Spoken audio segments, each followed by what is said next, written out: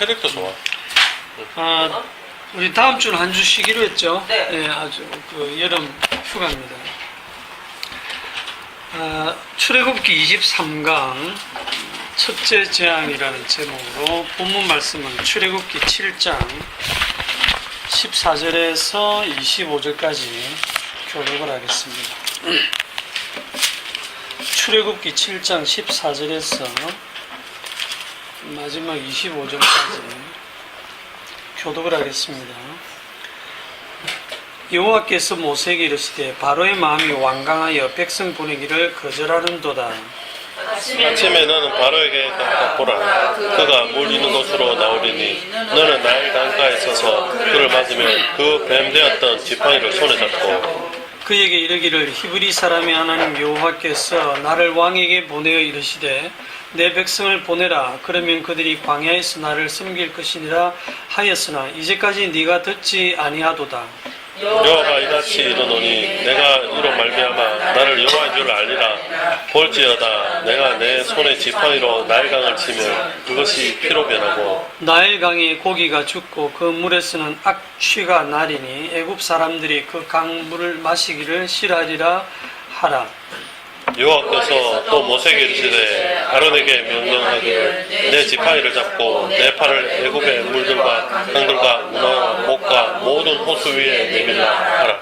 그들이 피가 되리니 애굽 온 땅과 나무 그릇과 돌 그릇 안에 모두 피가 있으리라. 모세와 아론이 여호와께서 명령하신 대로 행하여 바로와 그의 신하의 목전에서 지팡이를 들어 나일강을 치니 그 물이 다 피로 변하고 나일강에 고기가 죽고 그 물에서는 악취가 나니 애굽 사람들이 나일강 물을 마시지 못하며 애굽 온 땅에는 피가 있으나 애굽의 요술사들도 자기들의 요술로 그와 같이 행함으로 바로의 마음이 완악하여 그들의 말을 듣지 아니하니 여호와의 말씀과 같더라.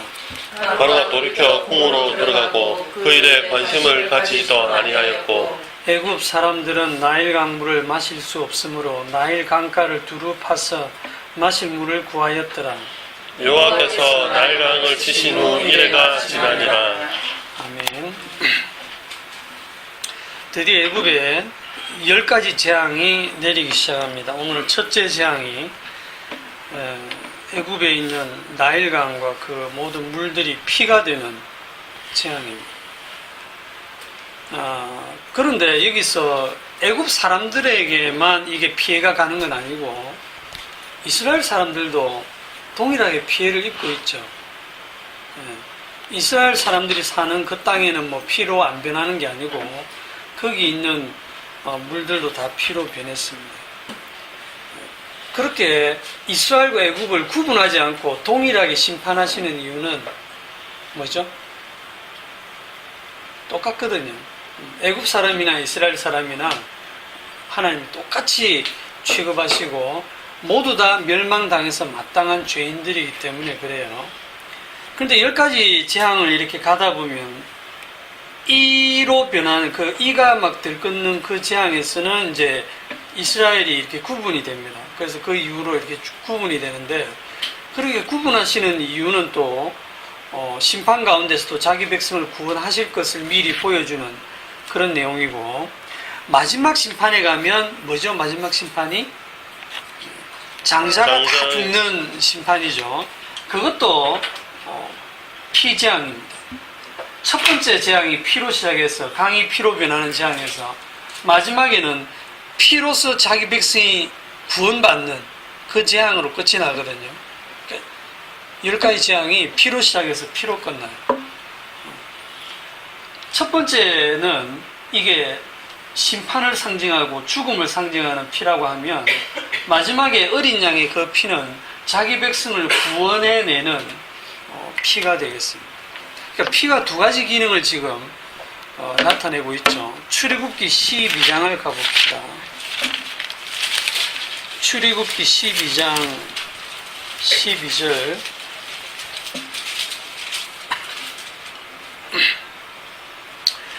내가 그 밤에 애굽 땅을 두루 다니며 사람이나 짐승을 막론하고 애굽 땅에 있는 모든 처음 난 것을 다 치고 애굽의 모든 신을 내가 심판하리라. 나는 여호와라. 사람이건 짐승이건 막론하고 처음 난 장자, 첫 것을, 초태생을 다 죽인다. 그러면서 뭐라고 하냐면 애굽의 모든 신을 내가 심판한다. 10가지 재앙에 보면 깨구리 재앙, 이재앙, 파리재앙, 우박, 흑암, 나일강 치는 것 전부 다 애굽의 그 신들하고 관련이 있어요. 애굽의 신들이 많거든요. 그럼 그 애굽의 신들은 진짜 신입니까? 진짜 신이 아니고 애굽 사람들이 자기들을 위해서 만들어낸 신들이죠. 자기들을 위해서 신으로 섬기는 것들이에요. 그걸 다 쳤습니다. 그리고 마지막에는 이제 사람을 치는 거예요. 장자를 친다는 것은 다 죽인다는 의미입니다. 대표로. 그러면서 모든 신을 심판한다고 할 때 그렇게 자기를 위하여 신을 만든 그 사람 자신이 누구냐면 결국 자기가 신이거든요. 내가 신이라는 거예요. 창세기 3장에서 네가 선악과를 먹으면 이걸 먹으면 하나님처럼 되리라 이 말은 네가 신이 된다 이 말이에요.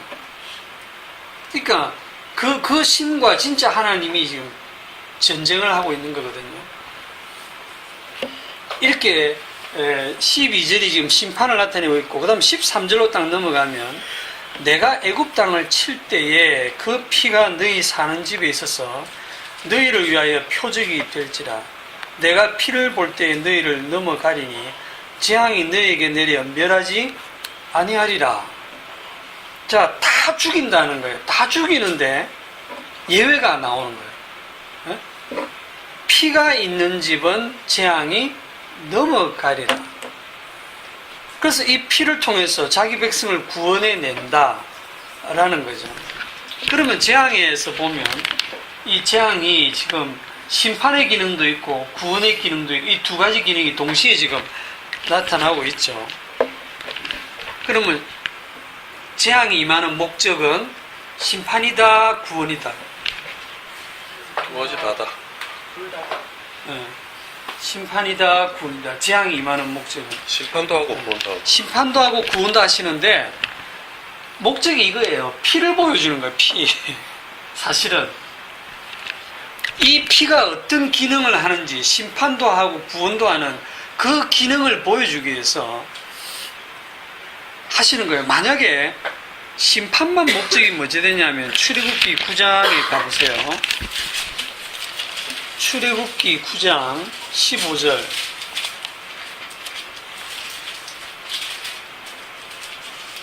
출애굽기 9장 15절 다 같이 시작. 내가 손을 펴서 돌림병으로 너와 내 백성을 쳤더라면 내가 세상에서 끊어졌을 것이나. 네. 하나님께서 전염병을 제대로 한번 딱 쳐버리면 다 죽죠. 심판 자체가 목적이면 그렇게 해서 싹 쓸어버리면 끝나요. 네. 내가 손을 펴서 돌림병으로 너와 네 백성을 쳤더라면 네가 세상에서 끊어졌을 것이나. 16절 다 같이 시작. 내가 너를 세웠으면 나의 능력을 네게 보이고 내 이름이 온 천하에 전파되게 하려 하였음이니라. 여기 보면 바로에게 여호와 하나님이 하시는 말씀이에요. 내가 너 바로를 세웠다. 세워서 10가지 재앙 내리는 동안에 네가 항복 안 하고 끝까지 고집 피우고 버티게 완악하게 해가지고 10가지 재앙 고스란히 다 받고 마지막 재앙에서 항복하게 하는 것을 지금 누가 하느냐? 하나님이 하신다는 거예요. 바로의 마음을 그렇게 완악하게 해가지고 그러면서 하시는 일이 뭐냐 하면 나의 능력을 보이고 내 이름을 온 땅에 전파한다. 이게 사실 같은 거거든요. 나의 능력, 내 이름. 내 이름, 여호와의 이름. 구원을 얻을 만한 다른 이름을 우리에게 주신 일이 없다고 할 때 그 주의 이름, 그 주의 이름이 하시는 그 능력, 그걸 보이는데 이게 무슨 능력이냐 하면 이거예요. 심판할 자 심판하고 구원할 자 구원하시는 거예요. 여기 이해가 되세요? 이게 이 출애굽기 9장 16절 내가 너를 세웠으면 나의 능력을 네게 보이고 내 이름이 온 천하에 전파되게 하려 하였음이니라. 요 구절을 신약 성경에 사도 바울이 딱 가지고 와서 인용한 부분이 있습니다. 로마서 9장이에요. 로마서 9장 17절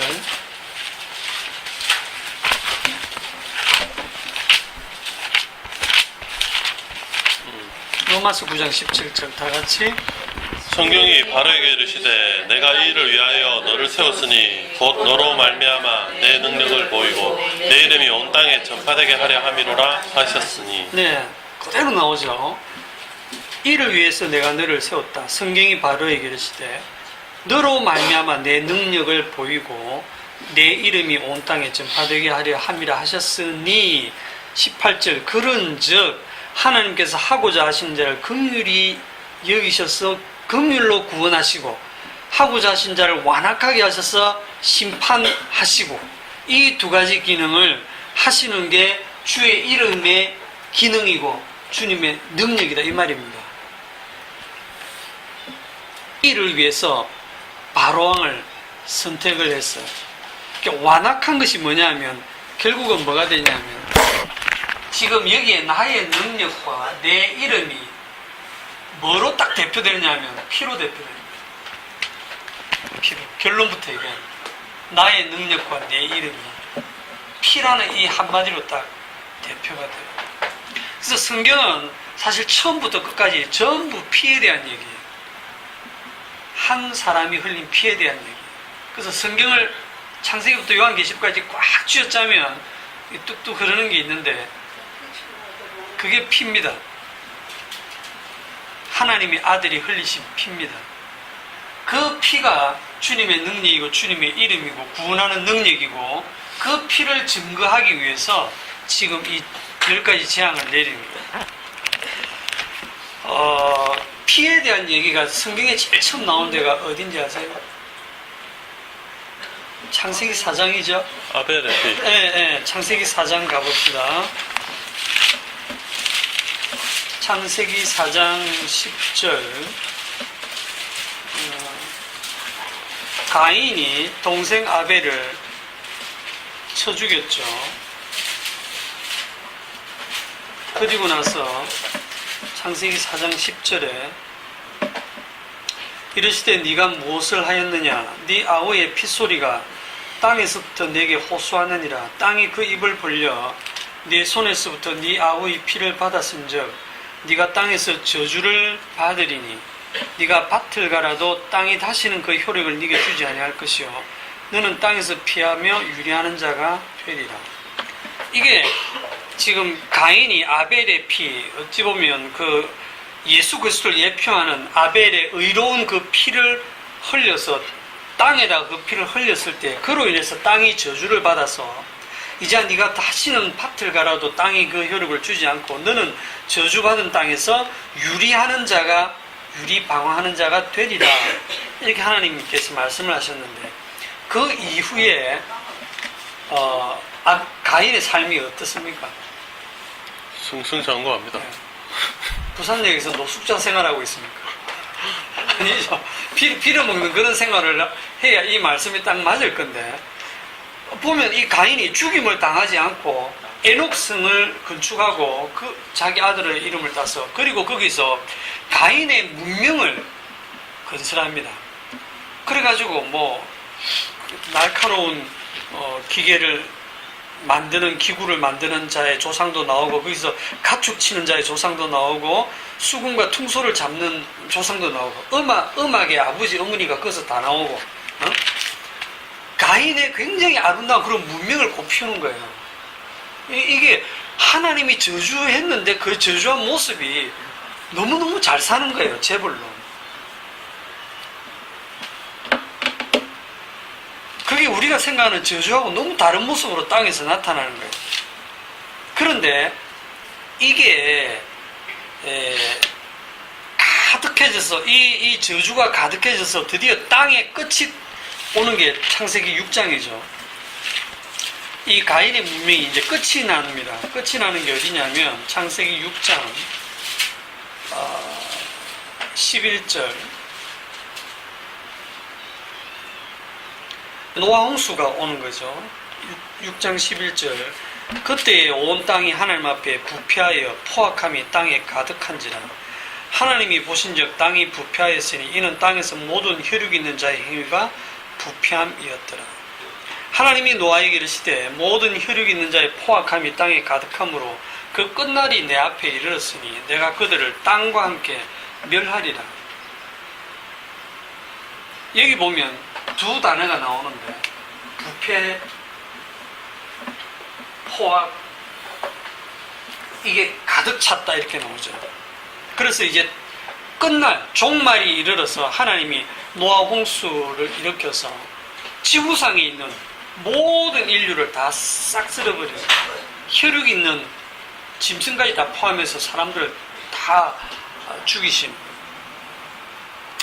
그래서 우리가 이 구절을 읽으면 그때 온 땅이 하나님 앞에 부패하여 포악함이 땅에 가득하다 했을 때 어떤 생각이 떠올라요? 그 당시 사람들이?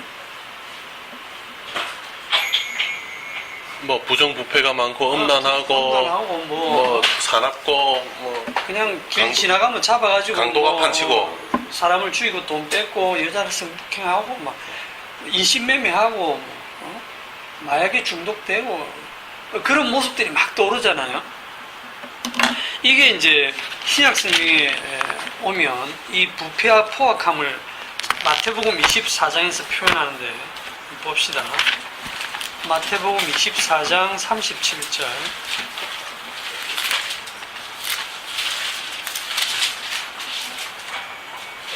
37절 38절 39절 같이 읽겠습니다. 시작. 노아의 때도 같이 인자의 인도 그러하리라. 홍수 전에 노아가 방주에 들어가던 날까지 사람들이 먹고 마시고 장가들고 시집가고 있으면서 홍수가 나서 그들을 다 멸하기까지 깨닫지 못하였으니 인자의 맘도 이와 같으리라. 여기에 노아 시대의 사람들이 부패하고 포악함이 가득한 모습이 표현되어 있어요. 그게 뭐냐면 사람들이 먹고 마시고 장가들고 시집가고. 여러분들 먹고 마시고 시집가고 장가가는 모습을 보면서 죽어 마땅한 죄를 짓고 있구나 이런 생각이 드세요? 이렇게 안 하는 사람이 어디 있습니까? 다 먹고 마시고 시집가고 장가하고 사고 팔고 집을 짓고 사업 계획하고 연애하고 그렇게 사는 거죠. 그게 사람 사는 거지. 그런데 이게 부패하고 포악한 상태로 지금 표현하고 있거든요. 우리가 도저히 주님이 보시는 관점을 우리가 동의하기가 쉽지가 않습니다. 그러면 성경이 말하는 이 부패라고 하는 말이 뭐냐? 예레미야서 찾기가 좀 어려울 겁니다. 구약 성경 예레미야서 17장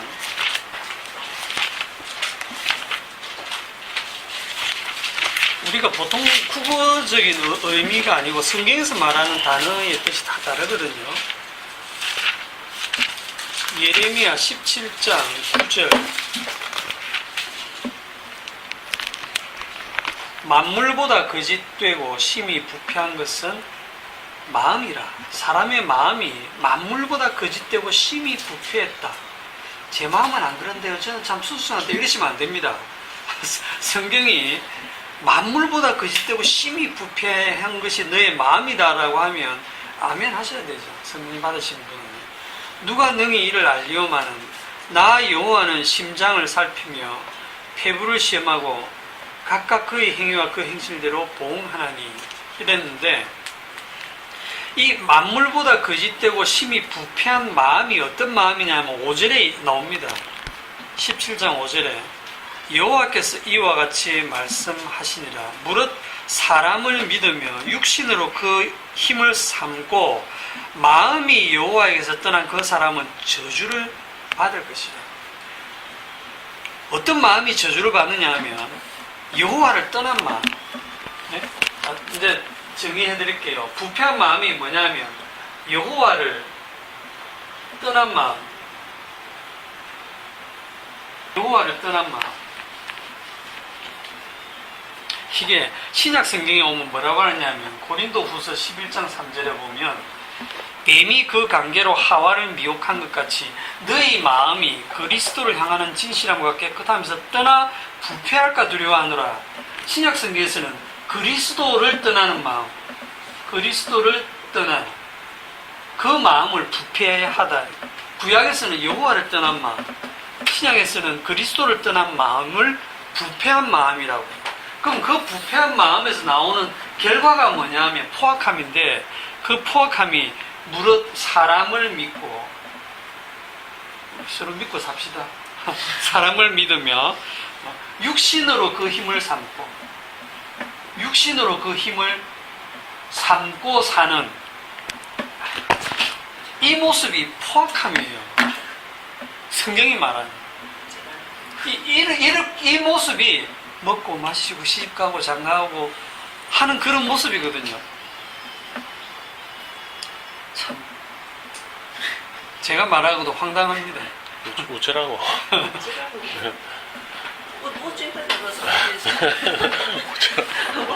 이게 사람을 믿고 육신으로 그 힘을 삼고 자기 자신을 믿고, 이 말은 뭐냐, 육신의 힘을 믿는 말은 모든 일의 원인이 나한테 내 하기 나름이다 라고 생각하는 거예요. 나의 나된 것은 주의 은혜다라고 하는 사도 바울의 그 고백하고 반대가 되는 건 뭐냐면, 나의 나된 것은 그래도 내가 여기까지 오는 동안 주님도 도와주셨지만 그래도 나도 좀 했다는 거예요. 그 마음이 부패하고 포악한 마음입니다.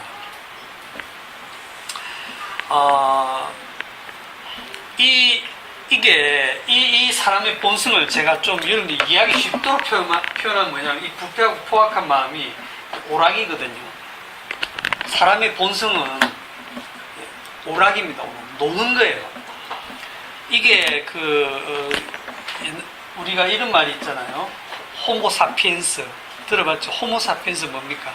합리적인 사고를 하는 인간 호모사피엔스. 그 다음에 생산적인 일을 해내는 것을 호모파베르 이렇게 얘기하는 것처럼, 어떤 학자가 호모루덴스라고 얘기했거든요. 이게 네덜란드의 어떤 학자가 호모루덴스가 뭐냐면 노는 인간이에요. 인간의 본성은 놀이다. 놀이, 오락. 놀고 오락하고 이게 본성인데, 그러면 일은 왜 하느냐? 놀기 위해서. 결국은 일을 열심히 해서 돈을 벌어갖고 여행 다니고 놀고 그러기 위해서. 군대에서 잠깐 외박 나와도 컴퓨터 갖다 놓고 지금 게임하고 놀거든요. 오락을 하거든요. 밤새 놀거든요. 이게 밤새 오락을 하면 돈벌이가 되는 게 아니에요. 왜 하느냐 하면 재밌으니까. 그런데 그 오락이 왜 재밌냐면 경쟁입니다. 경쟁. 오락이 딱 보면 경쟁이고, 이걸 다른 말로 하면 전쟁이에요. 전쟁. 그 전쟁이 뭐냐면, 내 편에 있는 사람은 무조건 승리하고 내 편 아닌 반대편은 무조건 죽어주는, 그렇게 해서 상대편 다 죽이고 우리 편 승리하면 말할 수 없는 희열을 느껴요. 희열. 그걸 정말 사람들은 느끼고 싶어 하거든요.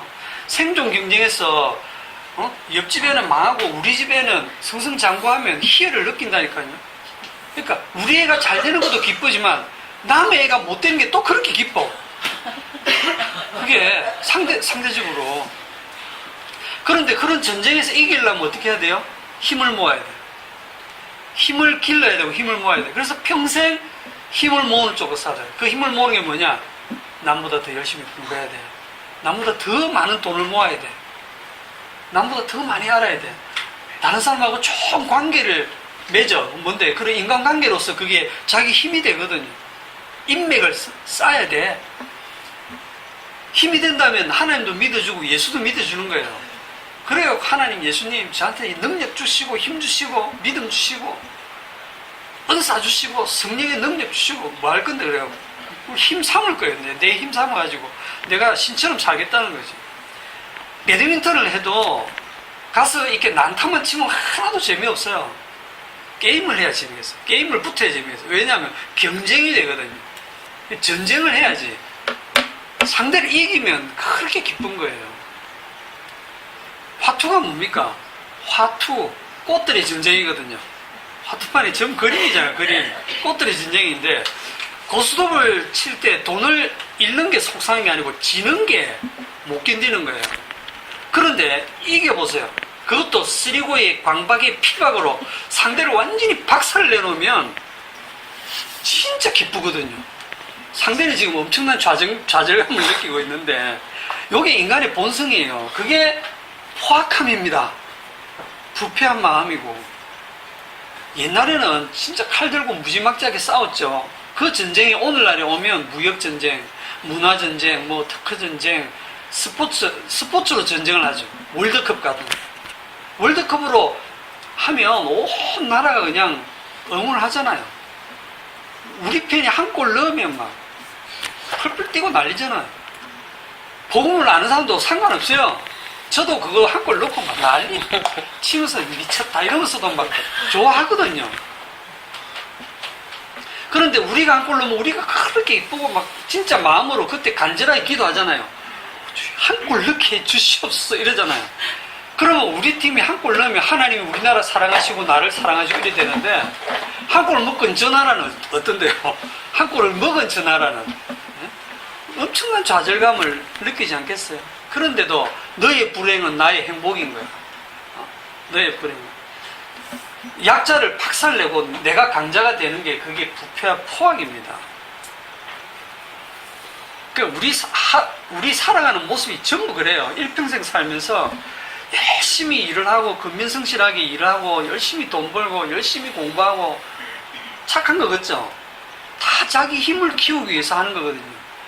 그걸 먹고 마시고 시집가고 장가간다라고 표현하는 거예요. 주님이. 그게 포악한 모습이다. 멸망받을 모습이라는 거죠. 그런 마음이 결국은 하나님의 아들을 십자가에 못 박는 마음이에요. 그래서 노아 홍수가 임한 거예요. 다 죽었습니다. 예외가 있었죠. 노아 홍수에서 안 죽고 살아남은 몇 명? 8명. 노아의 8식구만 살아남았어요. 자, 이 살아남은 노아의 8식구 왜 살아남았습니까? 다 죽어 마땅한데 노아가 하나님을 잘 믿어서 노아가 방주를 짓는 순종을 했기 때문에 노아는 먹고 마시고 안 하고 장가 시집 그런 거 안 했습니까? 또 했는데요. 했으니까 자식이 나왔지. 이 노아의 8식구 구원 받는 데는 노아에게 원인이 전혀 없어요. 원인이 전혀 다른 데 있습니다. 정말 대수롭지 않게 사람들이 여기는 곳에 원인이 있어요. 그게 어디냐면 창세기 8장 20절.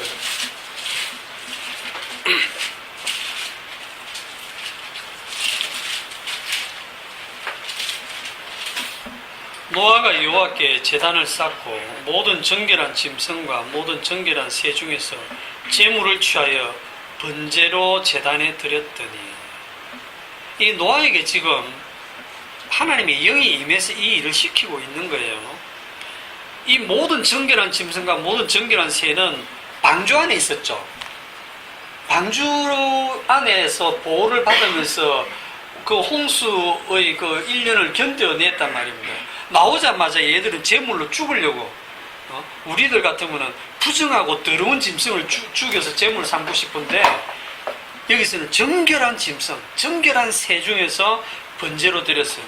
이것을 21절에 보면 여호와께서 그 향기를 받으시고, 참 여호와 하나님도 취향도 특이하시다 이런 생각 들죠. 그 정결한 짐승의 향기를, 번제의 향기를 받으시고 그 중심에 이르시되 내가 다시는 사람으로 말미암아 땅을 저주하지 아니하리니 이는 사람의 마음이 계획하는 바가 어려서부터 악함이라. 내가 전에 행한 것 같이 모든 생물을 다시 멸하지 아니하리니. 다시는 멸하지 않는 이유가 사람들이 개과천선해서 이제 착하게 돼서 그렇습니까? 사람은 전혀 안 변하죠. 노아 8식구 똑같습니다. 멸망받을 다른 사람과 하나도 안 달라요. 그런데 다시 똑같은 홍수를 일으켜서 전 인류를 멸망하는 홍수는 다시는 일으키지 않겠다라고 하나님께서 언약하시는 이유가 뭐냐면 피죠. 피. 정결한 짐승이 흘린 그 피를 보고, 알겠습니까? 정결한 짐승이 흘린 정결한 짐승이 흘린 피가 뭐 그래 중요한데, 이게 중요한 이유는요, 장차 오실 하나님의 아들이 흘리실 그 피를 보여주기 때문에 이 정결한 짐승의 피가 의미가 있는 거예요.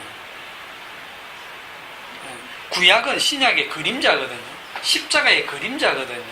십자가에서 하나님의 아들, 죄 없는 의인이신 그분이 흘리신 그 피가 이걸 보여주기 때문에, 그러면 결국 뭐냐면 노아 홍수 이후에 22절에 보면 땅이 있을 동안에는 심음과 거둠과 추위와 더위와 여름과 겨울과 낮과 밤이 쉬지 아니하리라 할 때, 이렇게 사시사철이 아무 문제 없이 돌아가고 이 온 세상이 운행이 되는 이유가 뭐냐면 피 때문이다.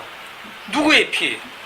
이 짐승의 피가 아니고 장차 오실 그 하나님의 어린 양이신 예수 그리스도의 피 공로로 지금 세상이 돌아가는 거거든요. 그 얘기입니다, 이게.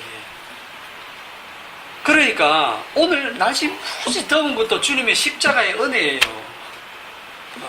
주님의 십자가의 은혜로 오늘 여러분들이 여기 왔습니다. 여러분들 생각에는 내가 시간이 남아서 오고 뭐 안 오면 또 좀 누가 물어보면 좀 못하니까 오기도 하고 여러 가지 이유가 있어서 여기 왔겠죠. 다 자기 나름대로 내가 뭔가 결심을 해서 왔다, 큰 맘 먹고 한번 왔다 이럴 수도 있을 거예요. 그런데 그런 마음을 주님이 다 주신다니까요.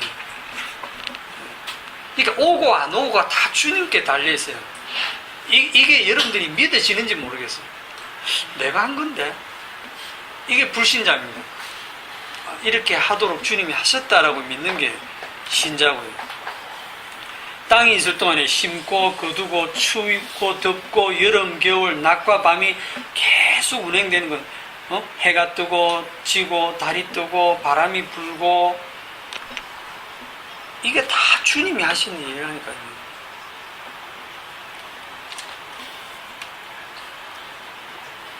그것만 주님이 하시는 일이 아니고 누가 옆에서 막 이렇게 나를 격동시키고 화나게 만들고 하는 것도 주님이 하시는 일이라니까. 다. 성경부 시간에 이렇게 막 갑자기 떠들고 싶고 막 옆에 건드리고 싶고 이것도 다 주님이 하시는 일이라니까. 주님 땡큐 해가지고. 자, 출애굽기 12장 13절. 출애굽기 12장 13절.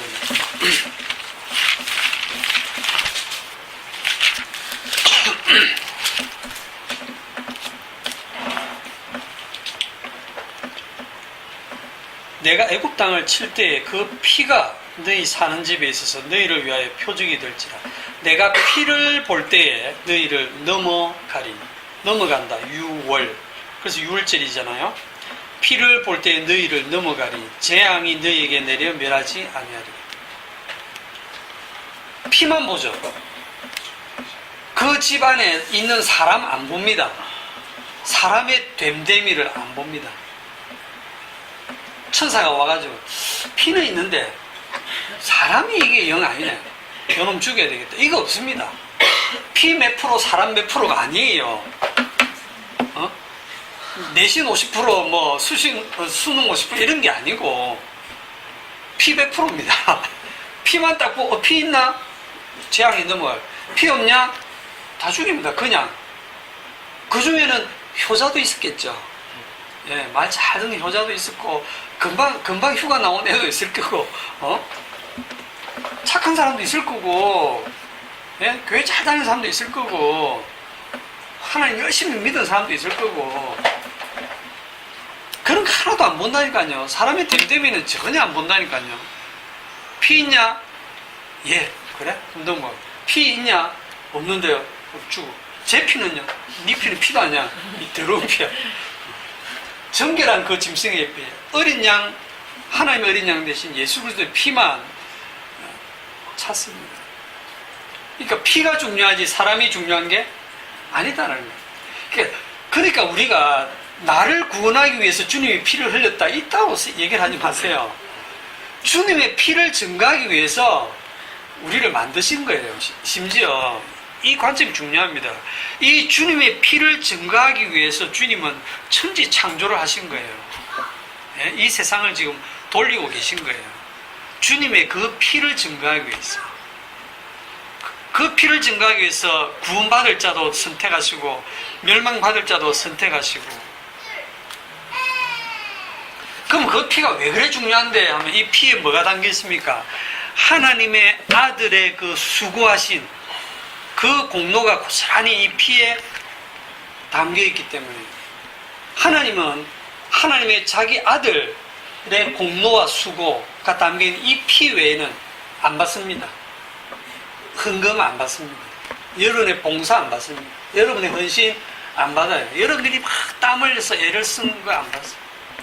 여러분들이 막 오지에 가서 청춘을 바쳐가지고 일평생 헌신해서 가난한 사람 도운 그거는 가치 있지 않나요? 가치 없어요. 십자가는 모든 걸 부정합니다. 오직 주님의 피만 주께서 보시는 거예요. 그러면 우리가 성경에서 믿는 자만 구원받는다라고 하잖아요. 행하는 자가 구원받는 게 아니고 믿는 자가 구원받는데 뭘 믿어야 구원받는 거죠? 피를 믿어요. 다르게 표현하면 이게 십자가거든요. 십자가를 믿는다, 피를 믿는다. 이러면 이제 우리는 또 들어보니까 일리가 있습니다. 제가 이제부터 주님의 피만 믿겠습니다 하고 여러분들이 났으면 그게 피를 모르는 거예요. 여러분들이 믿고 싶다고 해서 믿어지는 피가 아닌 거예요. 그러니까 피라는 게 나의 결심이나 나의 믿음이나 나의 결단이나 나의 헌신이나 그런 데서 나오는 게 아니거든요. 그러니까 우리에게서 나오는 거는 죄밖에 없어요. 그거를 인정하셔야 돼요. 나한테서 나오는 건 죄밖에 없고 피는 어디서 온 겁니까? 하늘에서 온 거예요. 하늘에서 오신 분이 흘리신 피예요. 이 땅에서 나온 게 아니에요. 이 피는. 그러면 내가 다른 거는 믿지 않고 내가 피만 믿고 있다는 것을 무엇으로 알 수 있느냐? 오늘 우리 부른 찬송에서 보면 내 진정 사모하는 그 2절에 보면 온 세상 날 버려도 뭐 주 예수 안 버려 그 대목 있잖아요. 노래는 그래 부르지만 온 세상이 여러분을 한번 버려보세요. 여러분들이 사는데 온 세상이 한번 버려보세요. 돈이 나를 버리고 젊음도 나를 버리고 건강도 나를 버리고 애인이 나를 떠나고 친구도 나를 떠나고 가족도 나를 떠나고 부모도 나를 버린 것 같고 자식도 이거는 속썩이면서 나를 떠난 것 같고 그렇게 세상이 다 나를 버리면 우리는 뭐라고 하냐면 하나님이 나를 버리셨구나 이렇게 생각하잖아요. 세상이 다 나를 버린 걸 우리는 바로 어떻게 연결시키냐면 하나님 나를 버리셨다. 에이, 나도 하나님 버린다. 이래 되는 거예요.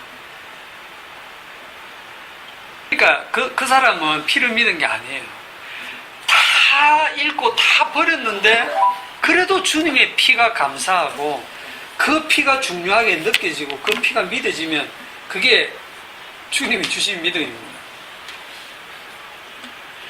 여러분 그 쉬운 예를 들면 비트코인을 하시는지 모르겠지만 내가 산 비트코인 내가 연구해가지고 산 주식 어느 종목의 주식을 딱 샀다. 그런데 그 다음 날부터 계속 떨어진다. 보면 막 속 터지죠. 계속 주식이 떨어진다. 고스톱을 치는데 한두 번 치는 건 이해하겠는데 연속적으로 스리고의 피박에 계속 돈을 꼰다. 그러면 갑자기 하나님이 내를 사랑하시나 이런 의심이 간다니까요. 그렇지 않습니까? 그런 사건을 주님이 왜 일으키시냐면 그런 마음을 딱 들게 해서 네가 그 믿음이 있는 일을 지금 보는 거예요. 하다못해 그 소소한 거 그거를 계속 내가 져도 내가 십자가 복음을 이렇게 잘 아는데 내가 십자가 복음을 이렇게 전하는데 이런 내가 왜 주식이 맨날 떨어지지? 고스톱을 치는데 왜 계속 지지? 하나님이 더 이상 나를 사랑 안 하시는가? 이런 생각 들고요. 내가 막 계속 이기잖아요. 주식이 갑자기 막 상한가를 치잖아요. 그럼 마치 지가 잘한 것 같아 또. 지가 잘한 거, 지가 뭘 잘해갖고 하나님이 복 주는 것처럼 느껴요. 그게 부패하고 포악한 그런 심성이거든요. 전혀 믿음이 없는 거예요. 주님의 피를 증거하기 위해서 주님께서 우리의 삶 속에서 계속 그런 사소하지만 사건들을 자꾸 발생시킵니다. 그러면서 여러분들을 에게 계속 묻는 거예요. 베드로전서 1장 12절을 봅시다. 베드로전서 1장 2절.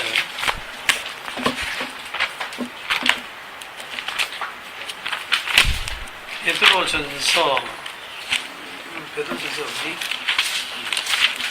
1장 신약성경 377쪽인가?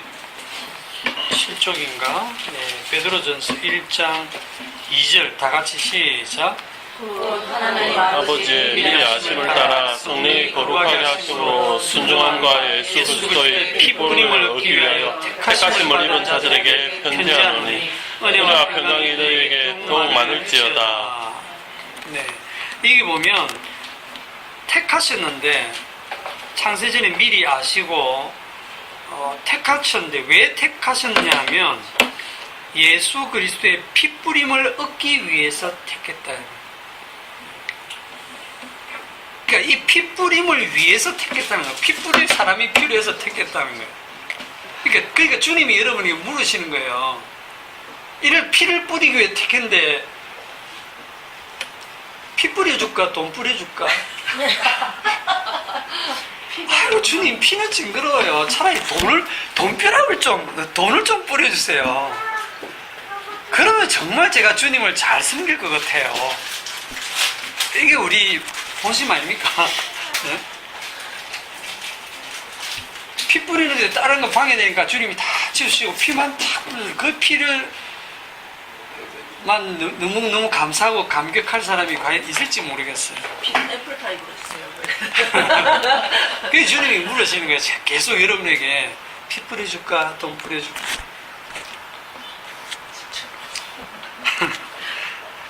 피 뿌림을 얻기 위해서 택했다는 거예요.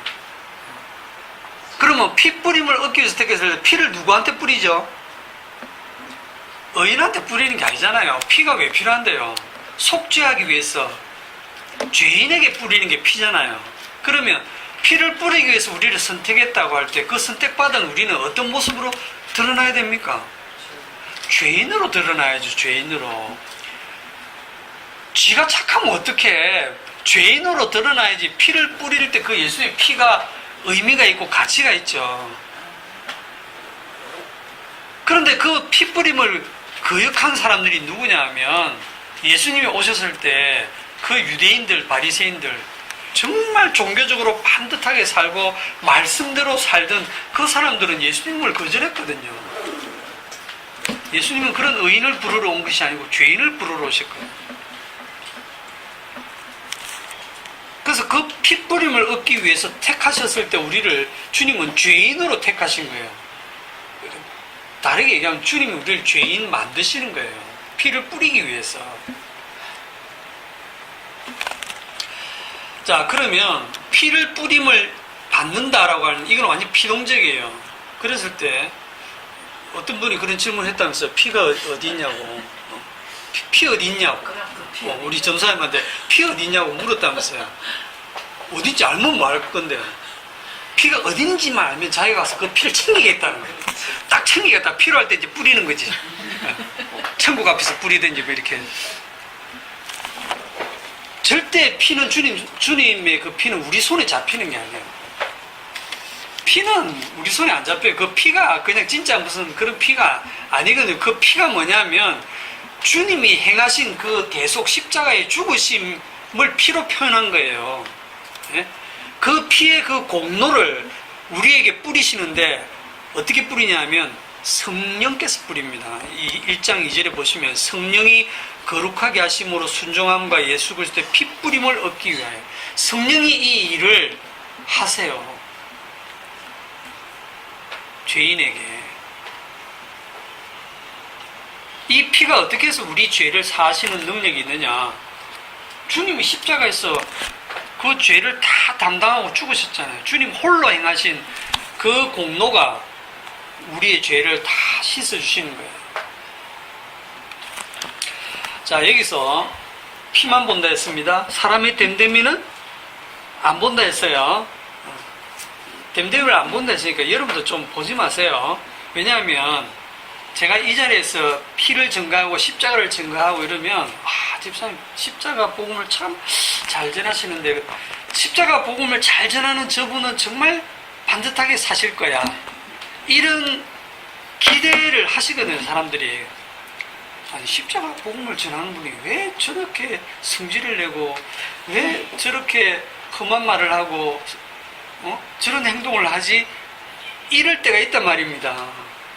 제가 여러분하고 다른 게 뭐 있어요? 하나도 다른 거 없거든요. 저와 여러분이 다 똑같이 부패하고 포악한 마음이에요. 저한테 아무 기대도 하지 마세요. 다 나왔으면 잘안 됐잖아. 아니, 그렇죠. 기대 안 하시는데 내가 괜한 얘기를 드려요.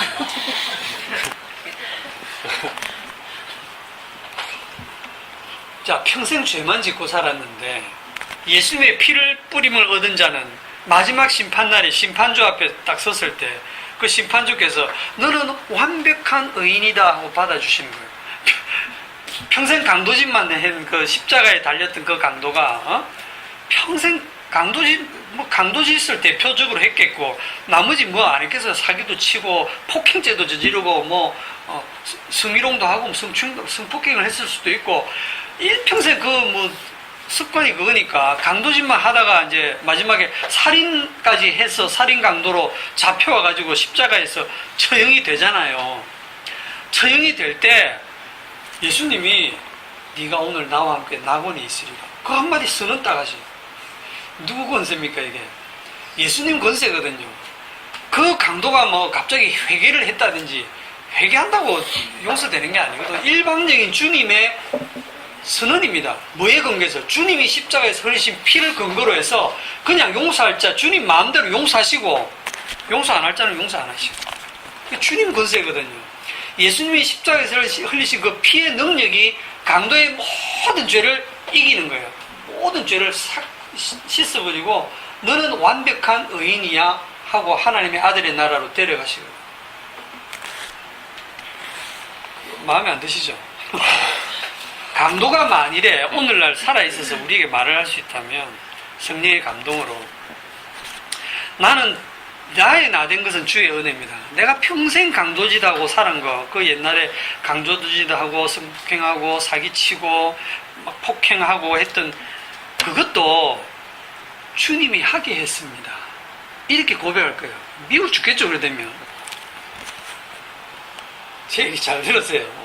나의 나된 것이 주의 은혜라는 것은 주님이 십자가에서 그렇게 하시기 위해서 나를 강도로 살아오게 하셨다는 거예요. 그 원인이 주님께 있다는 겁니다. 주님이 그를 강도로 살아오게 하셨다는 거예요. 모든 것이 주에게서 나오고 주로 말미암고 주께로 돌아갑니다. 원인이 누구에게 있다? 주님께 있다. 그런데 악한 자는 원인을 자꾸 자기에게서 찾아요. 원인은 나한테 있다. 그래서 늘 내 탓이요. 내 탓이요. 하면서 자기를 치면서 살고 있어요. 그래, 니 탓내라. 너 죽어라. 너 지옥 가라. 이래 되는 거예요. 그러면 성도는 내 탓이 아니고 다 주님의 은혜입니다. 내가 이렇게 살아온 게 다 옛날에 그렇게 내가 성질내고 그렇게 했던 것도 다 주님이 그렇게 하게 하셨군요. 자, 이렇게 되면 그 성도에게서 뭐가 싹 날아가 버리냐면 책임이 다 날아가요. 책임이. 죄책이 다 날아가요. 죄에 대한 책임이 없어. 하나님이 죄에 대해서 책임을 묻지 않는다 이 말이에요. 근데 한번 생각해보세요. 그 강도한테 피해를 입은 사람이 한둘이 아니잖아. 역사로 따져보면 그 강도한테 폭행당한 사람, 성폭행당한 사람, 강도짓 당한 사람, 살해당한 사람 그런데 책임을 안 물어. 하나님 책임을 지지 않으니까 처벌도 안 받아. 자, 피해자는 느슨하게 많은데 책임질 사람은 없어. 열받는데. 참 이거는 우리나라 무슨 정치 현실과 비슷해. 예? 피해자는 수두룩한데 책임지는 사람 아무도 없어. 진들해버리기 싫어. 주님이 책임을 면제를 해주시고 죄사함과 동시에 그의 인생에 책임질 일 하나도 없게 넌 책임 안 져도 돼. 내가 책임질게. 내가 책임질게. 이게 변호사거든요. 보혜사거든요. 그분이 내가 책임질게. 어떻게 해요? 내가 너의 죄를 다 가져와서 내가 그 벌을 다 십자가에서 이미 다 받았어. 너는 책임 없어. 이렇게 되시는 거예요. 내가 내 피를 증가하기 위해서 너를 그렇게 살게 했어. 아멘. 이렇게 보면 피로 용서받은 사람들이 윤리적으로 보면 되게 무책임한 사람으로 보이죠. 무책임하고 뻔뻔하다 야. 성도는요 좀 뻔뻔해져야 됩니다. 성도의 일거수일투족이 다 주님의 계획 속에서 이루어지고 있어요. 여러분이 날이 들어서 짜증내는 거 주님한테 원성을 내는 거거든요. 시간 지나고 나면 그것도 죄구나 하고 깨닫게 되거든요. 그런 사소한 일들을 다 주님이 일으키시는 겁니다. 자, 그런데 성도라고 해도 십자가 복음 하면서 살다가다 보면 또 어느 순간 늘 이 발목을 탁 잡아 당기는 게 이제 있는데 그게 뭐냐 하면 여러분 마음에 양심이에요. 여러분 마음에 참 선한 양심이 있어가지고 양심이 찔리는 거야. 이래 살아도 되겠나 하고 그 양심이 자꾸 내 발목을 붙들어서 어느 순간 또 내가 내를 정죄하고 있습니다. 그런데 그 양심마저 변호사님한테 넘겨주세요. 보혜사 대신 그 주님께 넘겨주세요. 내 양심도 다 죽었다면서요.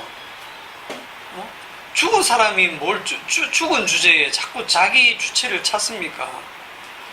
이 양심까지도 그 변호사 대신 그 주님께 안 넘겨주면 마귀한테 또 당합니다. 인간들에게 있어서 순수한 양심이라고는 없어요. 순수한 양심이 어디 있습니까? 여러분들이 뭔가를 순수하게 한다? 순수하게 내가 어디 가서 어디 저 오지에 가서 정말 순수한 마음으로 나의 모든 내 사비를 털어서 그 가난한 사람들을 돕고 이렇게 했어요. 하루를 지나면 너무 보람이 있어요. 내가 그 사람들 순수하게 사랑했으니까. 그런데 거기에 어떤 다른 사람이 왔는데 나보다도 더 순수하게 헌신 봉사하고 하면서 그전에는 사람들이 내를 보면서 어머 너무 천사 같은 분이다 이랬는데 나중에 보니까 저 사람을 더 우러러봐. 그 순간 나는 가인처럼 그 새로 나타난 아벨이 죽이고 싶은 거야. 그때 순수하지 않았다는 마음이 들통이 나는 거예요. 사람은요 절대 순수할 수 없어요. 인간은. 왜냐하면 항상 남들의 시선을 의식하면서 살고 있기 때문에 순수할 수가 없어요. 항상 남들이 있습니다. 관찰자가 있기 때문에 내가 어떤 행위를 하면 그 행위에 대해서 늘 이유를 대면서 변명을 대게 돼 있어요. 인간들은. 그러나 변명하지 마세요. 변명할 필요도 없어요. 왜냐하면 죄는 죄입니다.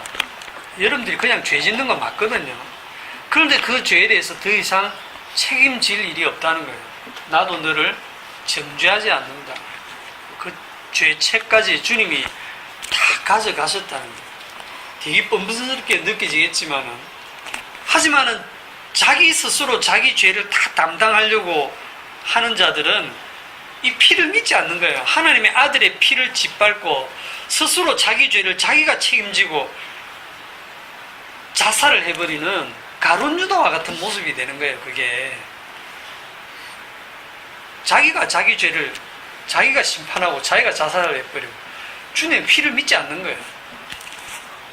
그게 훨씬 양심대로 보이죠. 그게 지옥 가는 양심이에요. 그게.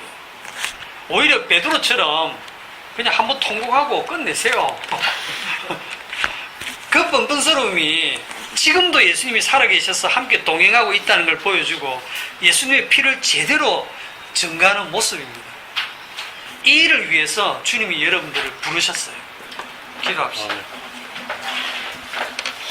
하나님 아버지, 주님의 피를 증가하기 위해서 주님께서 세상을 창조하시고 또 우리를 이 땅에 나게 하시고 우리를 택하시고 그 주님의 피 뿌림으로 그 주님의 피만 증가하고 살도록 우리를 선택하셨음을 알았습니다. 우리의 삶 속에서 늘 죄가 나오고 우리의 모습이 정말 강도와 같은 그런 모습일지라도 그런 모습을 통해서 주님의 십자가의 피만을 높일 수 있다면 우리의 삶 속에서 주님의 피만 자랑하는 그러한 모습으로 살아가도록 인도해 주옵소서. 예수님의 이름으로 기도합니다. 아멘. 수고하셨습니다.